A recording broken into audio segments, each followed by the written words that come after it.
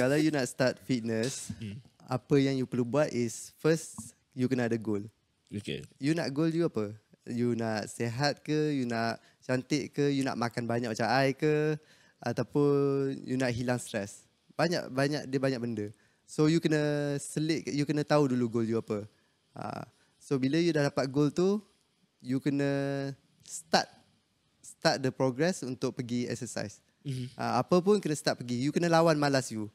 Susah. Paling senang untuk lawan malas, is you to turn off your brain. Turn off your brain bukan mati maksudnya.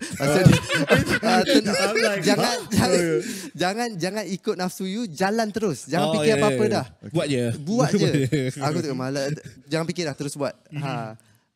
Bila you dah terus buat, lepas tu you consistent pergi bagi cakap kat you trust me, you akan enjoy. After 2 minggu you exercise. Lepas for first fit 2 weeks you akan suffer sikit.